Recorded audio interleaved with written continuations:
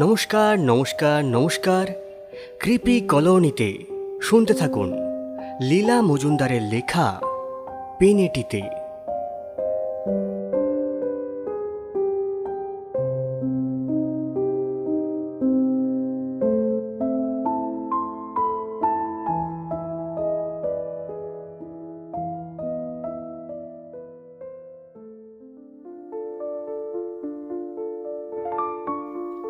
পেনেটিতে একেবারে গঙ্গার ধারে আমার বড় মামা একটা বাড়ি কিনে বসলেন। শুনলাম বাড়িটাতে নাকি ভূতের উপদ্রব, তাই কেউ সেখানে থাকতে চায় না। সেই জন্য বড় মামা ওটাকে খুব সস্তাতেই পেয়েছিলেন। যাই হোক, বিয়ে টিয়ে করেননি, আপত্তি করবার লোকও কেউ ছিল না। মেজ মাসিমা একবার বলেছিলেন বটে, নাই বা কিনলে দাদা, কিছু নিশ্চয় আছে, নইলে কেউ থাকে না কেন? তাই শুনে বড় মামা রেগে মেগে বাড়ির কাগজপত্র সই করবার আগে ওদের কুস্তির আড্ডার দুজন সন্ডাকে নিয়ে সেখানে দিব্যি আরামে দুরাত কাটিয়ে এলেন। সন্ডাদের অবশ্যই সব কথা ভেঙে বলা হয়নি। তারা দুবেলা মুরগি খাবার লোভে মহা খুশি হয়েই থাকতে রাজি হয়েছিল। পরে আড্ডায় ফিরে এসে যখন বড় মামা ব্যাপারটা খুলে বলেছিলেন, তখন তারা বেজায় চটে গিয়েছিল। যদি কিছু হতো দাদা, গায়ের জোর দিয়ে তো ওনাদের সঙ্গে পেরে ওঠা যেত না। 2 মাস পরে বড় মামা সেখানে রেগুলার বসবাস শুরু করে দিলেন। সঙ্গে গেল বঙ্কু ঠাকুর। তার রান্না যে একবার খেয়েছে সে জীবনে ভোলেনি। আর গেল নটবর বেয়ারা, তার 44 ইঞ্চি বুকের ছাতি। রোজ সকালে বিকেলে আধ ঘন্টা করে দুয়াদমণি মুগুর ভাজে। আর গেল ঝগড়ু জমাদার, সে 4-5 বার জেল টেল খেটে এসেছে গুন্ডামি টুন্ডামির জন্য। এরা কেউ শুধু ভূত কেন, ভগবানেও বিশ্বাস করে না। আমরা বরানগরে ছিলাম। আমি ক্লাস 9-এ পড়ছি। এমন সময় বাবা পাটনা বদলি হয়ে গেলেন, আর আমার স্কুল নিয়েই হলো মহা মুশকিল। বড় মামা তাই শুনে বললেন, কুছ পরোয়া নেই, আমার কাছে পাঠিয়ে দাও। এমন কিছু দূরও পড়বে না। ব্যাটা বঙ্কু রান্না খাবে, আর আমিও আমার নতুন কবিতাগুলো শোনাবার লোক পাবো। বঙ্কুরা তো আজকাল আর শুনতেই চায় না। ভালোই হলো। শেষ পর্যন্ত তাই ঠিক হলো। মায়েরা যেদিন সকালে পাটনা চলে গেলেন, আমার জিনিসপত্র বড় মামার ওখানে পাঠিয়ে দেয়া হলো। আর আমিও সারাদিন স্কুল করে বিকেলে গিয়ে সেখানে হাজির হলাম। মনটা তেমন ভালো ছিল না। মারাও চলে গেছেন। আবার আমাদের ক্লাসের যোগ ভুটে বলে 2 ক্যাপ্টেন কিছুদিন থেকে এমনই বাড়াবাড়ি শুরু করেছিল যে স্কুলে টেকা দায় হয়ে উঠেছিল। আগে ওরাই আমার বেস্ট ফ্রেন্ড ছিল, কিন্তু পুজোর ছুটির সময় সামান্য একটা ব্যাপার নিয়ে ওরা এমন ছোট লোকের মতো ব্যবহার আরম্ভ করেছিল যে ওদের সঙ্গে সম্পর্ক বন্ধ করতে বাধ্য হয়েছিলাম। এখন ওরাই হলেন ফুটবলের ক্যাপ্টেন, ক্লাবের সেক্রেটারি। সেদিনও ওদের সঙ্গে বেশ একটা কথা কাটাকাটি হয়ে গেছে, সে আবার অঙ্ক ক্লাসে। আমার একার দোষ নয়, কিন্তু ধরা পড়ে বকুনি খেলাম আমি। ওরা দেখলাম খাতার আড়ালে ফ্যাচ ফ্যাচ করে হাসছে।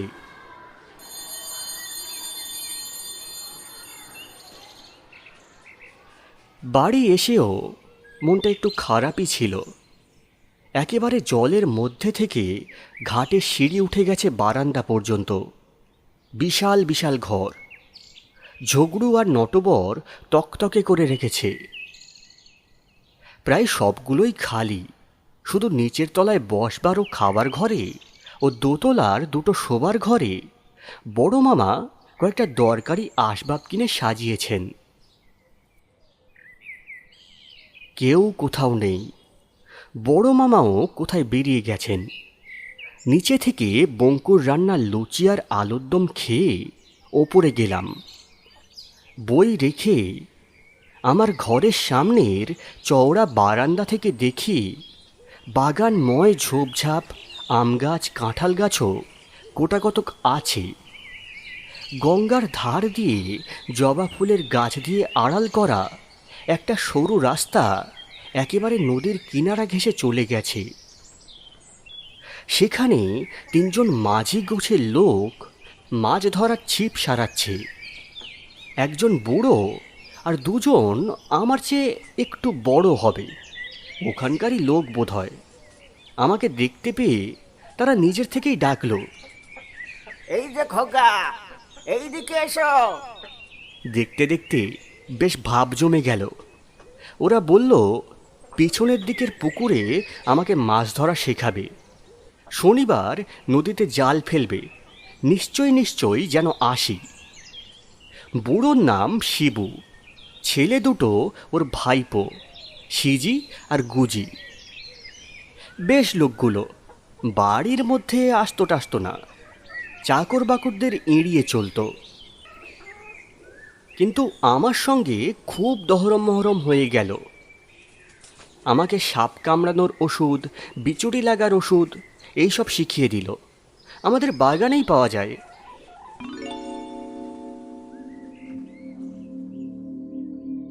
মামা মাঝে মাঝে খুব রাত করে বাড়ি ফিরত, আর দোতলায় একা একা আমি তো ভয়ে কাঠ হয়ে শুয়ে থাকতাম।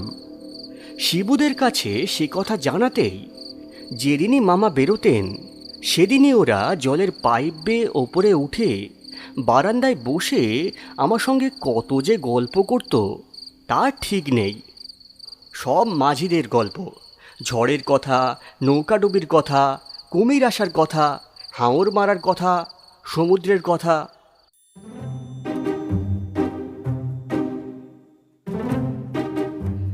ওদিকে স্কুলের ঝগড়া বাড়তে বাড়তে এমন হলো যে এই যোগু ভুটে আর নেলো বলে ওদের যে এক সাগরেদ জুটেছে, এই 3 জনকে অন্তত আচ্ছা করে শিক্ষা না দিলে চলে না। শিবু বলল, বাবু, এইখানে ডেকে এনে সবাই মিলে কষে পিটুনি লাগাই। বললাম, না রে, শেষটা স্কুল থেকে নামটাম কাটিয়ে দেবে, তার চেয়ে এইখানে ধরে এনে এমনি ভূতের ভয় দেখাই যে বাছাধনদের চুলদাড়ি সব খাড়া হয়ে উঠবে। তাই শুনে ওরা 3 জনেই হেসে লুটোপুটি।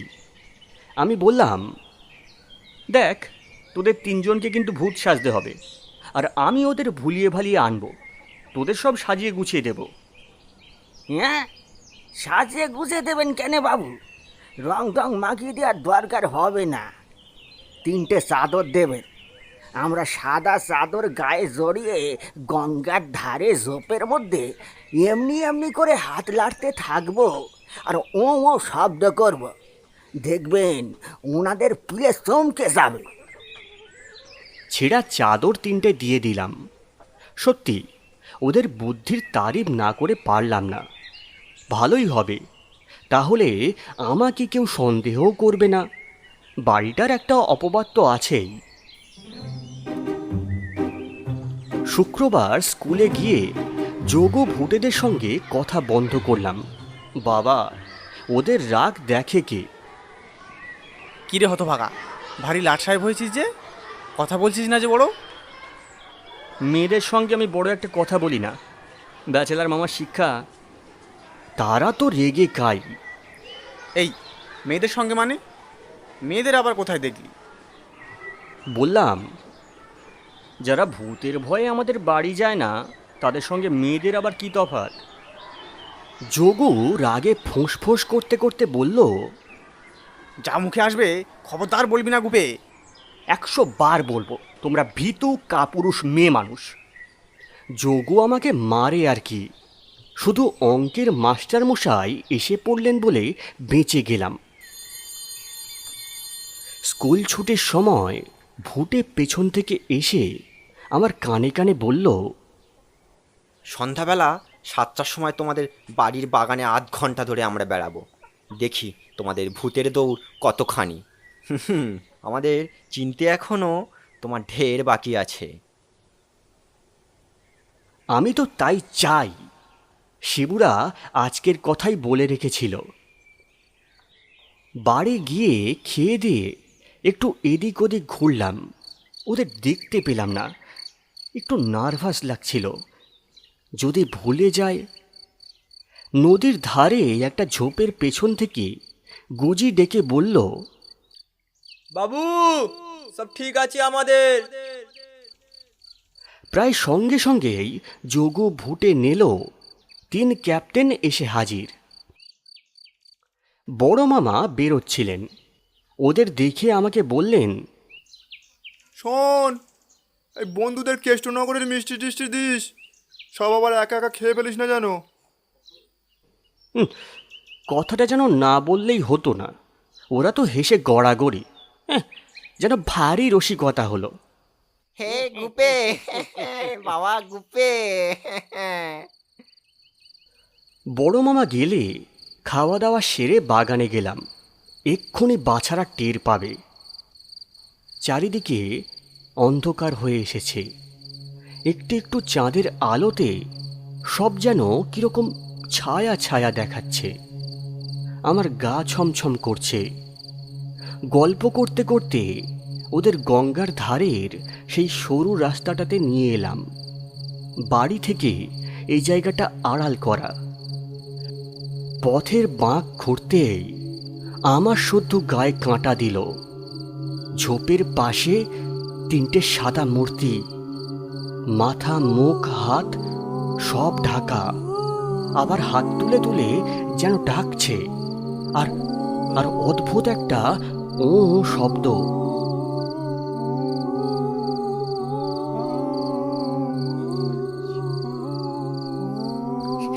একটু একটু হাসিও পাচ্ছিল। যোগুরা 1 মিনিটের জন্য ভয়ে সাদা হয়ে গিয়েছিল। তারপর আমার দিকে তাকিয়ে, তবে রে হতভাগা, চালাকি করবার জায়গা পাসনি? বলে ছুটে গিয়ে চাদর শুদ্ধ মূর্তিগুলোকে জাপটে ধরল। তার পরের কথা আমি নিজের চোখে দেখেও যখন বিশ্বাস করতে পারছি না, তোমরা আর কি করবে? ছোবা মাত্র মূর্তিগুলো যেন ঝুরঝুর করে হাওয়ায় মিলিয়ে গেল। শুধু চাদর 3টে মাটিতে পড়ে গেল। যোগু ভুটে নিলেও তক্ষুনি মূর্ছা গেল। আমি পাগলের মতো, ও শিবু, ও সিজি, ও গুজি, ও শিবু, কোথায় গেলে তোমরা? ও শিবু, ও সিজি, ও গুজি করে ছুটে বেড়াতে লাগলাম। গাছের পাতার মধ্যে দিয়ে ঠান্ডা বাতাস বইতে লাগলো।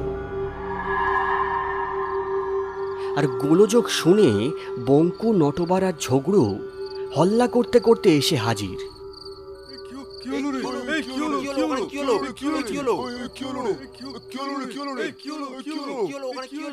ওরা যোগুদের তুলে ঘরে নিয়ে গেল, চোখে মুখে জল দিল। আমার গায়ে মাথায়ও মিছিমিছি 1 বালতি জল ঢালল।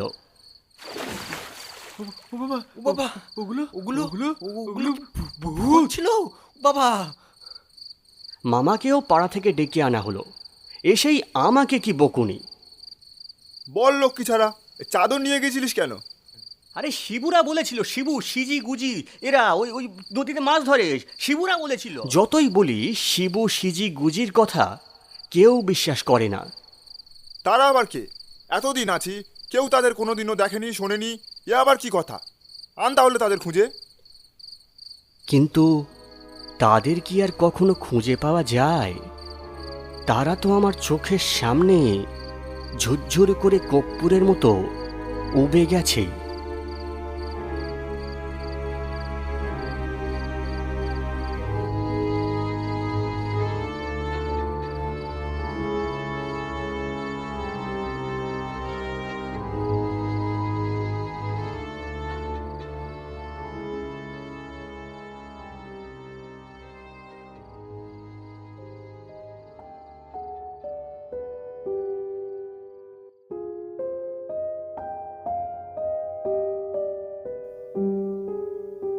ক্রিপি কলোনিতে এতক্ষণ শুনছিলেন লীলা মজুমদারের লেখা পেনেটিতে। কেমন লাগলো আজকের গল্প জানাতে ভুলবেন না। আজকের গল্প পাঠ সূত্রধার ও শিবুর চরিত্রে ছিলাম আমি রমেন, মামার চরিত্রে ছিল তরুণ, মেজ মাসিমার চরিত্রে ছিল স্নেহলতা, যোগুর চরিত্রে ছিল বিবেক, ভূতের চরিত্রে ছিল পুলক, ষণ্ডার চরিত্রে ছিল বলাই, গুজির চরিত্রে ছিল গৌরাঙ্গ। গল্পের সাউন্ড মিক্সিং, এডিটিং ও পোস্টার ডিজাইনে ছিলাম আমি রমেন। সবাই ভালো থাকবেন। শুভরাত্রি।